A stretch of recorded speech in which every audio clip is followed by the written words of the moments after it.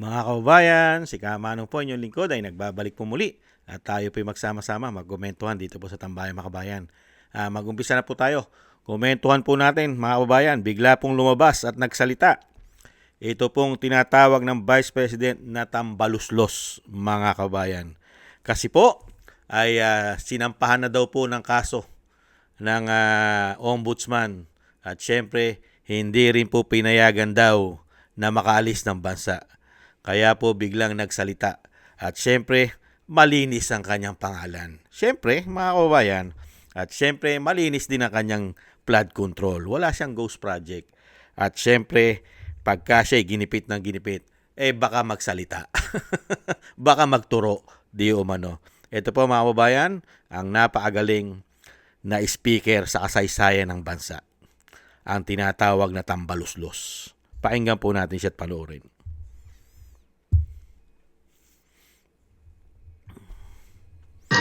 Ang problema yung list.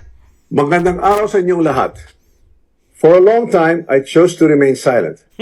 I did so out of respect for the legal process. I did so because I did not want to add more noise to an already divisive issue. I did so because I believed that if I cooperated fully, submitted myself to the proper authorities, and answered every question asked of me, the truth would eventually speak for itself. But there comes a point when silence is no longer prudence. My silence has been abused and weaponized to build a narrative that is false, twisted, and unfair. So let me be clear. I will not keep quiet anymore. I will face this head on, and I will speak with facts because the truth deserves to be heard. Today, I am taking this opportunity to speak directly to the Filipino people. From the start of this controversy, I have been cooperative. I personally appeared before the proper authorities. I voluntarily submitted my affidavit to the ICI. I provided the information and documents asked of me. I did not hide. I did not run. I did not evade scrutiny. I faced it head on within the proper channel because I know there is no evidence that proves I committed plunder, conspiracy to commit plunder, or any similar offense that the Ombudsman may be contemplating against me. And because I have nothing to hide, I am today authorizing the immediate public release of the affidavit I submitted, together with all supporting information so that the Filipino people can judge for themselves who has been transparent and who is simply being politically targeted. Now let us address the most absurd accusation of all, that I am supposedly the mastermind of this corruption scheme. How can I be the mastermind? I was the former Speaker of the House of Representatives, but the House of Representatives is only one part of the branch of government, the legislature. The national budget is not conceived, executed, implemented, bidded out, supervised, and completed by one congressman or even by Congress alone, and certainly not by the Speaker of the House. I want to make this simple and clear. The national budget does not depend on just one person. The budget does not begin in the House. It begins in the executive. The agencies and departments prepare their proposals. The executive consolidates them into the National Expenditure Program, and that program is then submitted to Congress. From there, the House deliberates, but the House is not one person, and it is certainly not the Speaker alone. It is a collegial body made up of hundreds of members, multiple committees, vice chairs, and institutional processes. In fact, there are around 85 committees, each with its own jurisdiction, leadership, and members. No speaker can personally control every committee, much less direct the actions of other branches or government agencies. And in the Appropriations Committee itself, there are already more than 100 members, with many vice chairs, and Representative Toby Tiangco, who has been very vocal and upfront on this issue over the past months, was himself a vice chair of the Appropriations Committee in the previous Congress. So I have to ask, if there were real concerns about irregularities in the budget process, why were these not formally raised during the deliberations, or even during the plenary? The budget deliberation does not stop in the House. The Senate also conducts its own deliberations, reviews its own version, and plays its own role in shaping the final budget and it is not a bystander. It is an active constitutional participant in this process. After that, the House and the Senate reconcile their versions in the bicameral conference committee. Only then is the final bill transmitted to the President for approval or veto. So let us be honest about what becomes law. The national budget is not the act of one person or one chamber.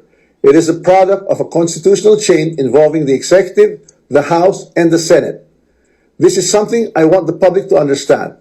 The budget process is collective, multi-layered, and shared.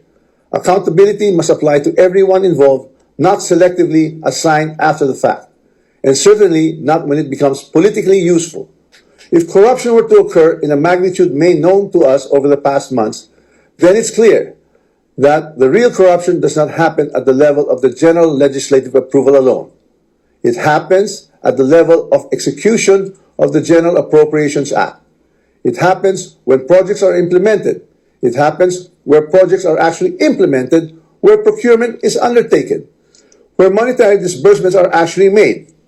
And it happens when substandard projects are passed off as legitimate or when ghost projects are made to appear real. That is why command responsibility is far more logically relevant in the executive branch, where there is actual supervision, operational control, and implementation on the ground, than in the collegial legislative body, where constitutional role is deliberation and appropriation. Congress does not build flood control projects. Congress does not conduct procurement. Congress does not inspect whether a project was actually completed. Congress does not certify whether the work done was substandard or not. So if the allegation is that there was a systemic corruption in flood control implementation, then the public should ask the obvious question: where does implementation actually happen? Definitely not in the session hall of the House of Representatives. Here's the simplest way to test that theory that I am the mastermind of this scheme. If I were truly involved in a fraudulent scheme of this nature, then the first place one would expect to see that pattern would be in my own district, in the projects most easily associated with me. You would have seen it in Tacloban, but I say this with absolute certainty. You won't see it in my district. My district has 0 ghost and 0 substandard flood control projects. 0. And Yan po mga tambay, mahaba po yan. Yan pong sinasabi ni Tambaluslos na parang nangungumpisal. Pero hindi naman po makakasuhan at makukulong yan. Makukulong po ba yan? Parte yata na script yan. Hindi kaya? At sinasabi niya mga katambay na hindi pwedeng siya ang maging ulo ng korupsyon. Siya ang itinuturo. Hindi naman ikaw itinuturo. Marami kayo. Hindi lang ikaw. Hindi ba? Ito po mga tambay. Sabihin po natin sa Vice President. Ang sinasabi po, kanya-kanya yan. Kanya-kanyang ulo. Sino po ba ang ulo ng 19 Congress? Kasama si Saldico. Sino ulo dyan? Si Kamanong? Ikaw ang itinuturong ulo dyan sa Congress. Pagdating sa Senado, ang itinuturo naman dyan daw si Escudero. Pagdating sa Palasyo, ibang ulo na naman yon. Kaya yung sinasabi mo, tama naman yon, tambaluslos ang tawag ng Vice President. Hindi ikaw ang ulo ng korupsyon. Marami kayong ulo ng korupsyon, kaya nga sabwatan eh. Kaya nga ang tingin ng taong bayan, ano tingin ng taong bayan? Sindikato. Di ba? Pero ang Vice President, never niyong mapaniwala ang Vice President na kayo ay ligtas sa maanumalyang korupsyon. Pagsalitain po natin ang Vice President, mga kababayan, alam ng Vice President pagdating sa House of Representatives kung sino ang kumukontrol ng pera sa House of Representatives. Pakinggan po natin ang ating Vice President, mga kababayan.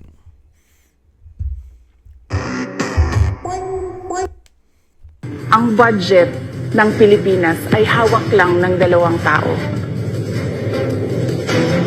Ang budget ng Pilipinas ay hawak lang ng 2 tao. Hawak lang siya ni Congressman Zaldico at ni Congressman Martin Romualdez. Yan ang katotohanan. Halimbawa ko dito, Medyo mahaba ito, kaya pagpasensyahan mo. Ang halimbawa ko dito, sa DepEd muna tayo. Sa Department of Education, noong taong 2023, merong 5 billion na inapprove para sa classroom construction. Nagulat ako kasi merong mga lumapit na miyembro ng House na humihingi. Hinihingi nila yung 5 billion, parte ng 5 billion na budget. Wala kasi akong experience sa ganyan. At saka ang pagkakaintindi ko, pag inapprove na yan ng Office of the President, ibibigay na yan, pagdediretso na yun sa approval at trabaho ng Department of Education sa construction ng mga classroom. Nagulat ako, may humingi. Magkano ba ang amin dyan? Magkano ba ang amin dyan? So sinabi ko, hindi pwede ito. Kasi ang mangyayari nito, hindi magagawa ng Department of Education ang trabaho namin na mag-construct ng classroom ayon sa classroom backlog at sa prioritization base sa backlog at sa classroom construction. So sinabihan ko yung isang congressman, sabihan ninyo si Martin Romualdez na hindi pwede chap-chapin ang classroom construction na 5 billion. Kaya kung makikita ninyo sa budget proposal na approved ng Office of the President, 5 billion yon. Pero nung lumabas yung GAA o yung budget approved noong 2023, naging 15 billion siya. Wow. Dahil hindi nga ako pumayag na kunin yung 5 billion, dinagdagan nila ng 10 billion yung classroom construction ng Department of Maraming hawak na ebidensya ang Vice President. Hindi po ba, Tambi? Pagdating sa pera, ngayon nagsasalita ka, sino maniniwala sa iyo ngayon? Ang Vice President ay may hawak na mga dokumento yan. 5 billion, hindi pumayag ang Vice President dahil yan ay proyekto, dinagdagan pa ninyo ng 10 billion para mapunta sa inyo yung 10 billion. At eto pa, at tama naman sinasabi ni Tambi, hindi po siya ang ulo. Hindi po siya ang ulo ng korupsyon. Marami po sila. Eto po, pakinggan po natin ang galit ng Vice President sa kanila. Ang ina ninyo. Eto po. So, ang ina ninyong lahat. Lisa Marcos, naalala mo, nagpadala ka sa atin ng video, you sent me written instructions. Anong nakalagay doon sa envelope? DepEd! Anong ginawa ko? Binigay ko sa DepEd! Putak na mo pa! Sasabihin niyo sa mga tao, nakaw yan, confidential funds yan, niwala nga kayong isang proof na hindi niyo nga nilabas na wala pang confidential funds, meron ng white envelope. Bongbong Marcos, presidente ka, may speaker ka na involved sa bribery ng Supreme Court justices. May video, may kaso, may witnesses. Hindi mo tinanggal yung speaker mo. Pinabayaan mo siya abusuhin ang pera ng bayan. Namimigay ng pera na para bang kanya, Martin Romualdez, nangangampanya tayo. Nakasakay tayo sa eroplano. Magkatabi tayo. Magre-reklamo ka, putang ina ka, walang pera. Kasi, ano sabi mo? Ni Lisa Marcos o BBM ang kwarta. Reklamo ka ng reklamo sa akin. Ano sinabi ko sa'yo? Huwag ka mag-alala. Lahat ng gusto tumulong sa akin, ipapadala ko sa iyo. Kunin mo lahat. Wala ka ng pera. Sabi mo sa akin, okay lang. Pag nanalo kayo, babawiin ko lahat yan. Ang buong akala ko, babawiin mo sa negosyo mo. Legitimate businessman ka naman eh. Nina, pagsira sa kalikasan, media, tanggap ka sa Pogo. Naalis nyo lahat ng kompetisyon ninyo. Naiiwan ang Pogo mo. May nagsasabi pa, tumatanggap ka sa smuggling, sa droga. Tapos kuha ka sa National Treasury. Akin ito, babawiin ko lahat. Masakit sa akin, Martin, yung pagsira ng pangalan ko eh. Ang masakit sa akin. Yan, kaya nga po sinisira ang pangalan ng Vice President at pilit na pinababagsak kasi po sa panahon ngayon ng binagong Pilipinas Real Talk, wala pong mapapanagot na malalaking ulo sa korupsyon. Nakita niyo po si Tambaluslos na tinatawag ng Vice President, mga PI kayo, ayon sa Vice President, mga PI kayo. Sinabi na ng Vice President kung sino ang magkakasabwat na malalaking ulo sa korupsyon sa ating bansa. Mga PI daw sila. Mga sugapa sa pera, mga kababayan. Ngayon, nagsasalita po si Tambaluslos at inaamin niya sarili niya, mga kababayan, inaamin niya na hindi raw po siya ang ulo at tinatawag na ugat ng korupsyon. Totoo po yun dahil marami sila. Hindi lang po siya. Di umano, mga kababayan. Ayan. Sa dami po ng sinasabi ni Tamba, pati daw po ang kanyang salin, ay binabatikos. Dapat lang batikusin dahil lumobo ang iyong kayamanan. Hindi po ba? At bakit ang iyong asawa, ang iyong party list na tingog, ayon sa Cabral Files, ay nagkaroon din ng bilyong-bilyong insertion? Bakit? Hindi po ba yan sa kagagawan ng isang speaker na tinatawag na PI ng Vice President? Sige nga, mga kabayan, kahit ano po ang sabihin, kahit ano po ikumpisal, mangumpisal na mangumpisal, itong tinatawag na Tambaluslos, ay never po itong maligtas at malinis ang pangalan sa dami ng nalalaman ng Vice President sa mga pinaggagawa nila. Hindi po ba? Kaya nga lang po, wala pong kumakampi sa Vice President na mga departamento ng gobyerno. Lalo-lalo po ang DOJ, Ombudsman, pati nga NBI. Paano maiimbestigahan ng mga yan? Sige nga, mangyayari lang po yan, mga kababayan. Mangyayari lang po yan lahat ng sinasabi ng Vice President. Itong mga PI na ito, pag siya na po ang presidente. Hindi po ba? Lahat ng ahensya sa gobyerno ay korap. At mga politiko, majority ng mga politiko ngayon, lalong-lalo sa House of Representatives at sa Senado, ay mga nagkamal ng pera nung maupo po ang tinatawag na bangag at bongit ng kanyang ate. Hindi po ba? Yan po, mga kababayan. At sino pa ang mapapaniwala ni Tambaluslos, mga kababayan, na siya po ay malinis at siya po ay voluntaryo. Nag-volunteer daw po siya na siya daw po ay nagsalita at lahat daw po ng hinihingi ng ICI, siya raw po ay nag-response at sumasagot daw po siya sa ICI. Kamusta na po ang ICI? Nasaan na po ba yung investigasyon ng ICI? Hindi po ba na-i-plus na sa inidoro ni hindi nga pinaalam sa taong bayan kung ano ang findings ng kanilang investigasyon? Mukhang na-i-plus na sa inidoro. Hindi po ba? Kaya yung dito po mga salisalita, script lang po yan. Komento ko po, script lang po yan. Wala pong patutunguhan yan. Script lang po yan, di umano. At wala pong makukulong dyan. Kahit po putulan nyo ng ulo si Tambaluslos, di umano, hindi makukulong yan sa panahon ngayon. Kahit putulan nyo ng ulo, putulan nyo ng leeg, di umano, hindi po makukulong yan. Hindi po ba? Kasi pag nakulong yan, kakanta yan. Kaya bang ipakulong, mga kababayan, ng DOJ yan at ng Ombudsman?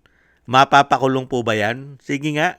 Magkakasabwat at magkukumpare di umano yan. Hindi kaya. Maniniwala si Kamanong na mapapanagot lahat ang mga magnanakaw sa ating bansa, ang mga buhaya at ang mga ahensya ng gobyernong korap kung isang Duterte ang nakaupo. Pero pagka sila, hanggang script lang po yan, hanggang media mileage lang po yan. Pampabango para lang masabi na merong iniimbestigahan, di umano. Hindi po ba? Malabong-malabo na po yan sa sabaw ng puset yung sinasabi po ng isang convicted ng child abuse na si Franz Castro. Malabo na kayo sa sabaw ng puset. Hindi po ba? Malabong mapanagot ang tinatawag na tambaluslos. Dahil mismo siya ay magtuturo. Magtuturo po siya dahil hindi daw po siya ang ulo ng korupsyon, mga kababayan. Malinis daw po siya dahil zero daw po ang sinasabi daw po mga proyekto niya ron. Walang ghost project sa Tacloban at sa kanyang distrito. Wala. Zero. Zero ghost project, mga kababayan. Ganyan po katindi, mga kababayan. Nung nagsalita si Tambaluslos, ay pabor pa sa kanya lahat. Huwag kang mag-alala, Tambaluslos, na tinatawag ng Vice President. Huwag kang mag-alala! Kasi darating ang panahon, maiksi na ang panahon. Pag naging presidente si Inday, diyan ka magsalita. Sa dami ng nalalaman ni Inday, lahat ay pinasukan mo. Pati pangungulekta ng pera sa mga drug lord, pinasok mo pa. Pati pogo, mga smuggler, kontrolado mo pa pala. Pati mining, at isang damukal, pati media. Nabanggit ng Vice President, napakatindi mo, napakatimawa mo pala at sugapa di umano sa pera. Grabe ka pala. Grabe pala kayo. Yung pala yun. Grabe pala kayo. Hindi po ba? Maraming salamat po mga tambay. Sa gusto po ng ating tambay mga kabayan sa YouTube at TikTok. Ingat-ingat po mga kabayan at stay po muna tayo. Bye-bye.